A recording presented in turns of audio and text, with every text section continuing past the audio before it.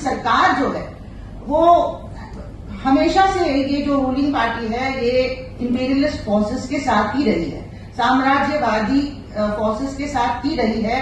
हमारे आजादी के आंदोलन में भी ये खुल के इनके साथ थी। ये सब इंपीरियलिज्म की बात है, वहां पे तेल हथियाना चाहते हैं। इजराइल की तो अपनी वहां पे भी जो एजेंडा है कि हम सारे वहां के देशों को कंट्रोल करें। BRICS has had a very coherent and clear view on matters relating to Palestine. The final statement by BRICS ministerial meeting was blocked, or some parts of that was blocked. BRICS में फिलिस्तीन पर बड़ा stand. क्या अब बदल रही है दुनिया की ताकतों की राजनीति? गाजा, इजराइल और ब्रिक्स पर बड़ी रिपोर्ट। नमस्कार, मेरा नाम हैदर अब्बास नकवी है और आप लोग मुझको इस वक्त द स्वतंत्र पर देख रहे हैं। दुनिया की सबसे बड़ी उभरती अर्थव्यवस्था के संगठन ब्रिक्स ने एक बार फिर साफ कर दिया कि गाजा युद्ध सिर्फ एक क्षेत्रीय संघर्ष नहीं बल्कि पूरी दुनिया की राजनीति का बड़ा सवाल बन चुका है। ब्रिक्स देशों के विदेश मंत्रियों की हालिया बैठक में फिलिस्तीन को लेकर जो बयान सामने आया उसने पश्चिमी देशों खासकर अमेरिका और इजराइल पर वैश्विक दबाव बढ़ा दिया है। आज की इस रिपोर्ट में समझिए ब्रिक्स ने फिलिस्तीन पर क्या कहा। जी हाँ, 1967 बॉर्डर और ईस्ट जेरूसलम का क्या मतलब है, गाजा युद्ध पर ब्रिक्स का रुख क्यों अहम है, क्या दुनिया अब अमेरिका के नैरेटिव से अलग रास्ते पर जा रही है और भारत इस पूरे मसले में कहाँ खड़ा है। ब्रिक्स ने क्या कहा, सुनिए। ब्रिक्स विदेश मंत्रियों ने अपने संयुक्त बयान में कहा कि इजराइल फिलिस्तीन संघर्ष का स्थायी समाधान सिर्फ शांतिपूर्ण तरीके से ही संभव है। उन्होंने फिलिस्तीनी लोगों के आत्मनिर्णय यानी सेल्फ डिटर्मिनेशन के अधिकार का समर्थन किया। ब्रिक्स ने साफ कहा कि फिलिस्तीन को संयुक्त राष्ट्र में पूर्ण सदस्यता मिलनी चाहिए। 1967 की अंतर्राष्ट्रीय सीमाओं के आधार पर स्वतंत्र फिलिस्तीनी राष्ट्र बने, गाजा और वेस्ट बैंक उसी फिलिस्तीन का हिस्सा हो, पूर्वी यरूशलम यानी ईस्ट जेरूसलम उसकी राजधानी बने। ये बयान इसलिए अहम है क्योंकि दुनिया की कई ताकतवर देश अब भी फिलिस्तीन को पूर्ण राष्ट्र का दर्जा देने से बचते रहे हैं। 1967 बॉर्डर आखिर क्या है? जी हाँ, 1967 में अरब इजराइल युद्ध के बाद इजराइल के कई इलाकों पर कब्जा कर लिया गया। इसी में वेस्ट बैंक, गाजा स्ट्रिप, पूर्वी यरूशलम जैसे क्षेत्र शामिल थे। संयुक्त राष्ट्र और अंतर्राष्ट्रीय कानून लंबे समय से कहता रहा इन इलाकों में फिलिस्तीनी का अधिकार है, फिलिस्तीन का अधिकार माना जाना चाहिए। यही वजह है कि ब्रिक्स ने 1967 बॉर्डर्स का जिक्र करके अंतर्राष्ट्रीय कानून की लाइन दोहराई। गाजा पर ब्रिक्स की सबसे बड़ी चिंता समझिए।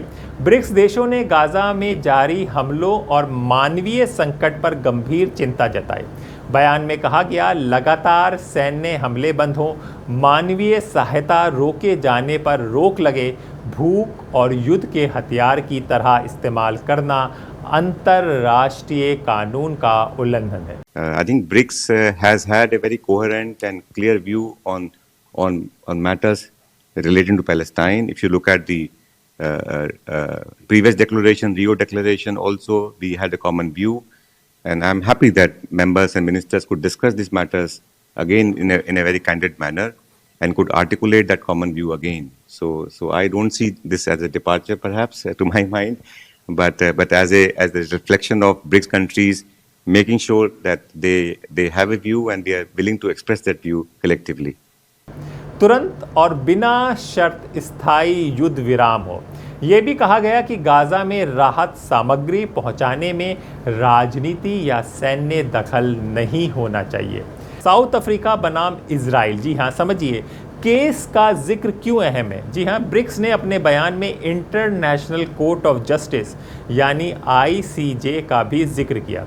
दरअसल साउथ अफ्रीका ने इजराइल के खिलाफ अंतर्राष्ट्रीय अदालत में मामला दायर किया है। दक्षिण अफ्रीका का आरोप है कि गाजा में हो रही कार्रवाई जिनोसाइड कन्वेंशन का उल्लंघन हो सकती है। ICJ ने अपने अंतरिम आदेश में कहा था कि इजराइल को मानवीय सहायता पहुंचाने की जिम्मेदारी निभानी होगी। ब्रिक्स का इस आदेश का हवाला देना दिखाता है कि संगठन अब सिर्फ आर्थिक मंच नहीं बल्कि वैश्विक राजनीतिक आवाज़ भी बनना चाहता है। the final statement by BRICS ministerial meeting was blocked, or some parts of that was blocked by a member state which has its own special relations with Israel. And this is very unfortunate. We have no difficulty with that certain country. They have not been our target in the current war. We only hit American military bases and American military installations which are unfortunately in their soil. So the only reason they stopped the final statement was their support to Israel and the United States in their aggression against Iran, which is very, very unfortunate. I hope by the time that we come for the summit, they come to a good understanding that Iran is a neighbor. We have to live with each other. We have lived for centuries and we have to live for centuries to come. Israelis cannot protect them. Americans cannot protect them. That was proved during this war. The American military bases, their relation with Israel became the source of insecurity. Instead of becoming the source of security, instead of protecting them, it was a source of insecurity for them. UNRWA का समर्थन क्यों मायने रखता है, इसको समझ लीजिए। BRICS ने UNRWA का खुलकर समर्थन किया। UNRWA वो एजेंसी है जो फिलिस्तीनी शरणार्थियों को खाना, शिक्षा, स्वास्थ्य सेवाएं, राहत सामग्री मुहैया कराती है। कई पश्चिम देशों ने हाल के महीनों में इस एजेंसी की फंडिंग रोकी, लेकिन ब्रिक्स ने देशों ने कहा कि UNRWA का काम जारी रहना चाहिए। लेबनान पर भी ब्रिक्स का सख्त संदेश। ब्रिक्स मंत्रियों ने लेबनान में युद्ध विराम समझौते का सम्मान करने की अपील की। उन्होंने कहा सभी पक्ष UNSC रिजोल्यूशन 1701 का पालन करें, लेबनान की संप्रभुता का सम्मान हो, इजरायली सेना दक्षिणी लेबनान से हटे। ये बयान बताता है कि ब्रिक्स सिर्फ गाज़ा नहीं बल्कि पूरे पश्चिम एशिया में बढ़ते तनाव को लेकर चिंतित है। भारत की स्थिति क्यों दिलचस्प है, ये समझ लीजिए आप। इंडिया एक तरफ ब्रिक्स का हिस्सा है, वहीं उसके इजराइल के साथ रणनीतिक और रक्षा संबंध भी मजबूत है। भारत लगातार आतंकवाद की निंदा, मानवीय सहायता और 2 नेशन सॉल्यूशन तीनों की बात करता रहा है। यानी भारत फिलहाल संतुलन की नीति पर चलता दिख रहा है। I love Palestine because I love humanity. I love Palestine because I love justice. I love Palestine because I love immigrants. And because we understand that from Chicago to Palestine, it is our responsibility to fight for the liberation of all of us. Am I right? For the lead I just mentioned to you, my name is Delia Catalina Ramirez, and I say it with a lot of accent, especially because I know that there are so many trolls. That's the nicest word I can use. So many people filled with hate that our own humanity, us showing up, loving our culture, loving each other, seems to be a threat to their fascism. So I want to make sure that they know who I am. And I am Delia Catalina Ramirez, a proud daughter of Guatemalan immigrants. Guatemalan immigrants that taught me to see humanity and love, whether it's in Guatemala, in Humboldt Park in Chicago, or in Palestine. And it's so good to be with all of you as we stand here on this beautiful sunny day, it could have been rainy, coming together to raise the Palestinian flag and commemorate 78 years since the Nakba. I want to extend my gratitude to American Muslims of Palestine and the local public officials that are here. I see my colleague from City Council, Baron Chico Lopez, is here as well.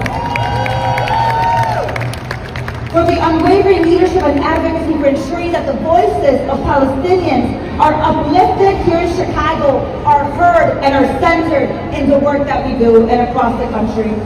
We are here today to honor the history, the culture, and the pride of Palestine, which cannot and will not be erased by the Nakba, not by genocide or by displacement. Am I right?